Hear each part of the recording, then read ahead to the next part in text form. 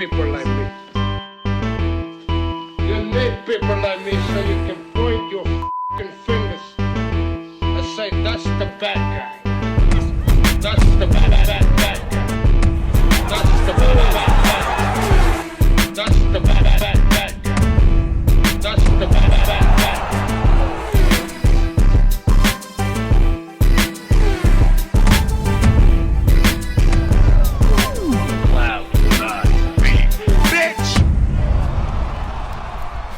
Welcome to the motherfucking relay. We're covering today's top boxing news. Ow! Okay, we'll start with this. Tomorrow night, Urbina, friend of the channel and capable boxer, will be returning to action against Joseph Viscaino de Ecuador. Ecuador. This will be Urbina's first fight of this year, and for Joseph Viscaino, this will be her first fight in the last 2 years. Urbina was last in action in October of last year against Tania Hernandez. The fight resulted in a split draw. Comes to Joseph Viscaino, she last saw action in December of 2019 against Maria Vega, and she won a unanimous decision, but that was approximately 2 years ago. Both Urbina and Joseph Viscaino share a common opponent in Marlon Esparza. Tomorrow night's contest will separate them. This feels like a keep busy fight for Urbina, who I feel has a higher ceiling than Viscaino. She's just a better boxer, and what this is a prelude. Just a prelude to something bigger. Gimme fight and a keep busy fight to help get Urbina back in the winner's bracket, get her career back on track, and get her back on the path for a world title. This is a super flyweight contest. I expect Urbina to win it. I expect Urbina to win on points. Also set to go down tomorrow in the afternoon across the pond in the United Kingdom. Erica Farias, former champion Erica Farias, will be taking on Sandy Ryan for the second time. I've talked about this fight several times in passing, and I haven't changed my mind. I like Sandy Ryan to make the adjustments. I like Sandy Ryan to win the fight. She was likely surprised that Erica was so game and so come forward, so aggressive and durable. Sandy Ryan exhibits one of the highest ceilings of any up-and-comer at or around these weights, but she was likely taken aback, taken by surprise that her power wasn't getting the same respect that it normally does. And that can happen when a fighter, an ambitious fighter, takes on someone as seasoned as an Erica Farias. Because it was ambitious of Sandy with just a handful of fights to take on a former champion. Most other unbeaten up-and-comers wouldn't fight somebody like that so soon. So soon in their careers? No, they wouldn't. Sandy Ryan did, and it turned out to be a slight miscalculation. I say slight because even now I believe in Sandy Ryan, and I believe she has everything she needs to win this fight. She has everything she needs to knock out Erica Farias. She just needs to put it together in real time in the ring. She was looking for a single shot, single big punch to do her, and it's going to take more than that to beat Erica Farias, who's never been stopped. Both girls are all weighed in and ready to go, both beaming with confidence. You have to remember that ahead of the first Sandy Ryan fight, Erica Farias was in a bad way. She was coming off of 3 consecutive losses, 2 to Jessica McCaskill and 1 to Michaela Mayer, all the way down there at 130 pounds. Decides to take on this fight against the then unbeaten Sandy Ryan up there at 140. Not one to shy away from a challenge. She takes on this fight, shocks the world, gets herself back in the winner's bracket. Wins a split decision against the then unbeaten Sandy Ryan. When it comes to Sandy, this is all she's been thinking about. She could have went in a different direction. She didn't have to fight Erica Farias again straight away. She chose to do it because she wants reprisal. She wants revenge. For those not already aware, Sandy Ryan is approximately 10 years younger than Erica Farias. She's 28 to Erica, who's 38. She's several inches taller, noticeably taller. Sandy Ryan is one of the more statuesque super lightweights in today's super lightweight division. I'd still give her the edge in power. I think blow for blow, Sandy's a harder puncher than Erica Farias. The experience must go to the former champion. The edge in experience must go to Argentina's own Erica Farias. A veteran of 32 professional bouts, 32 professional contests, sporting a professional record of 27 wins, 5 losses with no draws, having never been stopped. 10 knockouts. Whereas Sandy has far less professional experience, though she does come from a solid amateur background. That's why the Sandy Ryan people felt confident enough to hit the ground running as soon as Sandy went pro, because she's got the pedigree for it, sporting a professional record of just 3 wins and 1 loss, no draws, Sandy doesn't have anywhere near as much pro experience as Erica, but she does have more upside and more size overall. The difference I expect to see tomorrow is punches in bunches. She now knows you can't do somebody like Erica Farias with a single punch, a single shot. You've got to put them together. She has enough power that she can hurt Erica Farias, but she needs to pile it on. I don't expect much to change about Erica Farias' implementation. I expect her to be as game and come forward and as aggressive as she was in the first fight. So as far as implementation, I don't expect to see very many changes in Erica's game plan, but I do expect to see changes in Sandy's. I expect to see hooks to the body. I expect to see uppercuts, mid-range to inside. I expect that Sandy Ryan will have made the necessary preparations, the necessary adjustments to her game plan to win the rematch the way I thought she'd win the first fight. I am going with Sandy Ryan to stop Erica Farias. She won't be surprised by Erica this time. She won't be caught off guard. She won't be flustered. She knows who she's dealing with. She's going to beat her. She will be the first to stop former Argentinian champion Erica Farias tomorrow afternoon on the DAZN platform.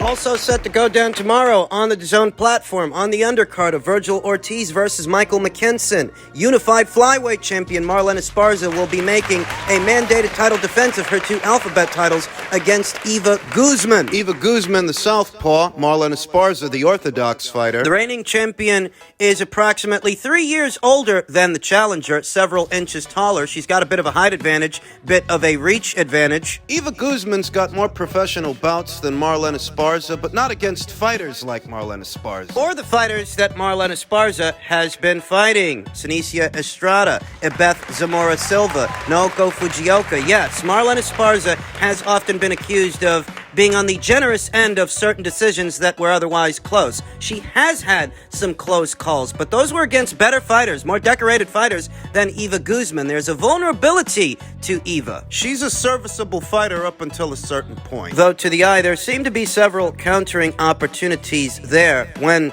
Eva Guzman's letting her hands go that I think Marlen Esparza will capitalize on. To the eye, Marlen Esparza throws the more compact and defensible punches. She's got better feet. Wager she's got the edge in speed also. Marlen Esparza not being a particularly heavy-handed puncher, it's safe to say that this fight might go the distance. It might go to the cards, and when it does, she may see herself winning a points decision and successfully defending both the WBA and WBC titles. Like I said, Eva Guzman's a good, serviceable fighter at a certain level up until a certain point, but against the Marlen Esparza, there are holes there that can be exploited. Marlen on point is the pick. Esparza, decision. We then come to the main event of that same card, a battle of the unbeatens in the welterweight division. Unbeaten Virgil Ortiz versus unbeaten Michael Mckinson, the orthodox fighter versus the southpaw. Once again, I favor the orthodox fighter to win this fight. I know those southpaws can be tricky, but I really like Virgil's chances here. Virgil Ortiz, one of the more statuesque welterweights in today's welterweight division, tail of the tape.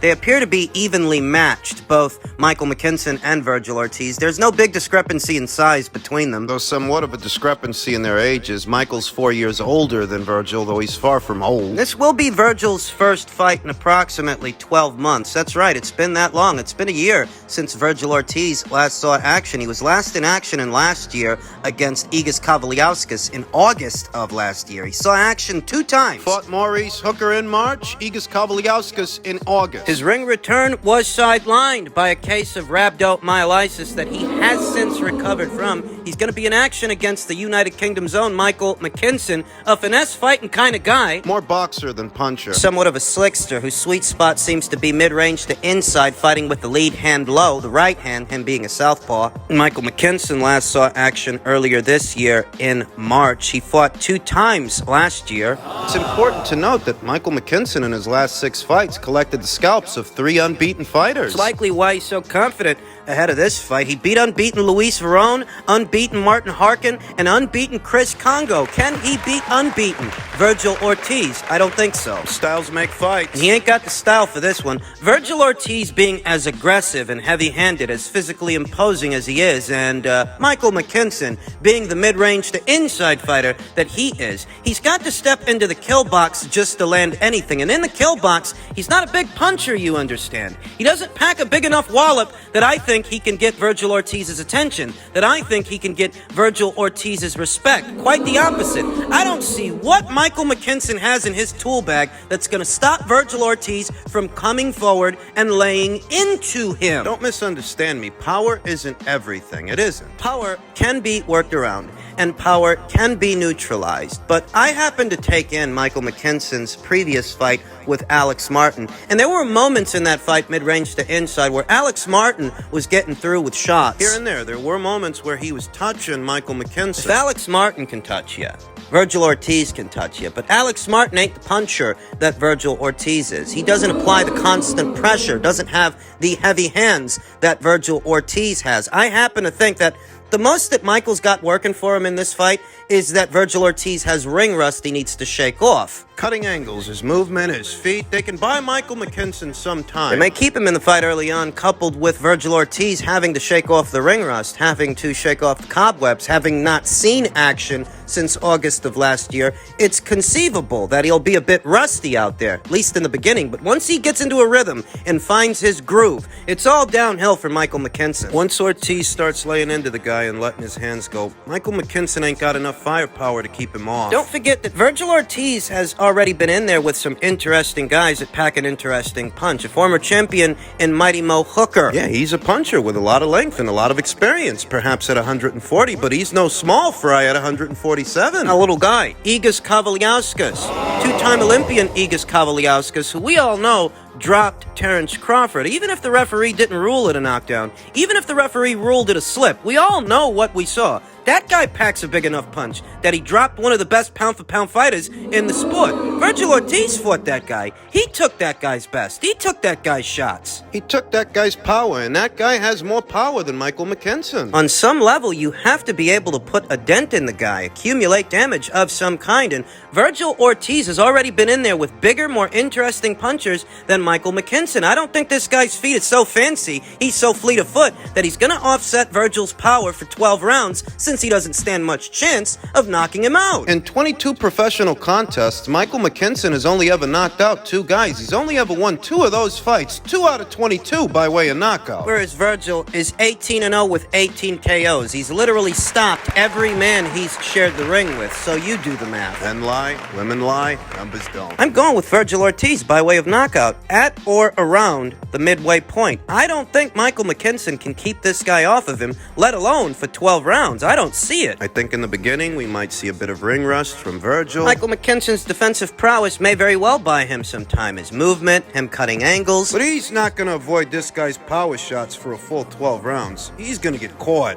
And finally, in men's super featherweight news, unified super featherweight champion Shakur Stevenson wants Lomachenko bout. We can do that fight whenever. And there is a distinct possibility that that fight happens. We've talked about it here on the channel. We can do that fight whenever. He's a big enough name, Stevenson told the Boxing Voice. He's got a big name, and he's been in the pound-for-pound rankings. You've got to respect him for that. We can make that fight happen at the beginning of next year. At the moment, we're not at the same weight. I'm pretty sure I'm a champion right now. He can come down to 130 right now, and it would be a huge fight. I feel at 135, that's not his natural weight. 130 seems a more realistic weight class for him. We're about the same size anyway. I could go for that fight at either 130 or 135 pounds. Though preferably it would be at 135, since very recently Shakur Stevenson himself said that he's not long for the super featherweight division, that devoid of unification matches, he may not return. He's got this Robson Conceição title defense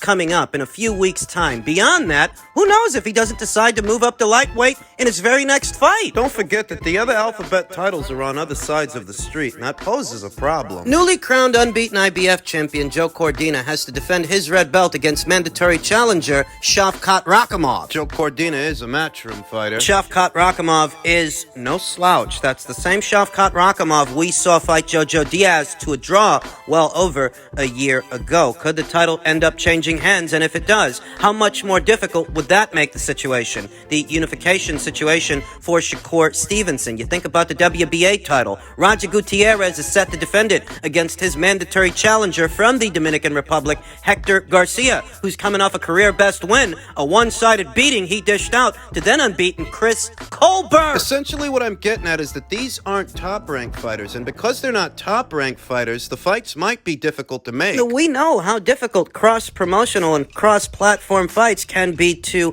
orchestrate. Shakur Stevenson himself very recently said that outside of unification matches, he might not come back to super featherweight, beyond this Robson Conceição fight, presumably. Shakur Stevenson added, "I'm so confident in myself. They say he's cocky. I don't care because I feel like I can beat anybody. I don't care who it is. They can ask me about anybody on planet Earth, and I'm going to tell you, I can beat them because I can figure out a way to win." I would like to see Shakur Stevenson become the super featherweight division's undisputed champion, but it could prove difficult. Not necessarily difficult for him to win the belts from these other fighters. I wouldn't pick anybody at 130 pounds to beat Shakur. The fights could prove difficult to make, and that's the real problem. The politics of boxing. Thus, a Vasyl Lomachenko fight. It's a worthy alternative because it's a high-profile fight. Vasyl Lomachenko is coming off of dominant wins over Masayoshi Nakatani. A dominant win over former champion Richard Comey late last year. He's set to return later on this year in the fall, presumably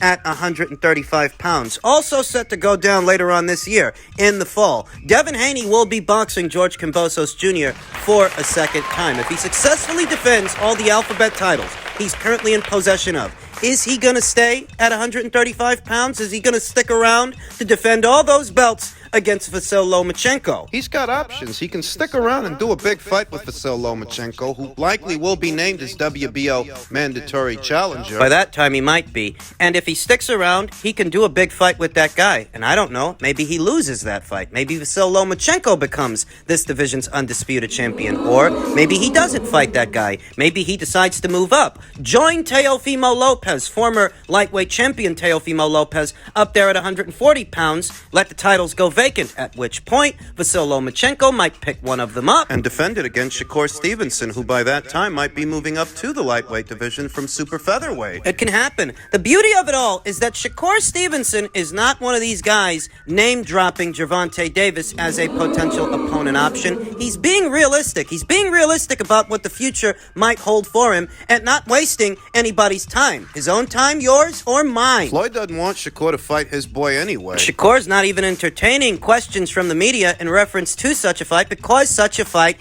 isn't going to happen. This one can. This one might. Stevenson versus Lomachenko. The beauty of it all is Top Rank is still able to make great fights anywhere between 130 and 140 pounds. I firmly believe that Shakur Stevenson is the best 130-pound fighter on the planet right now. Nobody beats that guy at 130, and nobody might beat him at 135 pounds. Nobody except Vasyl Lomachenko. He's one of the only guys you could give reasonable odds to force Shakur Stevenson into a competitive fight, a competitive situation. Something we might see next year.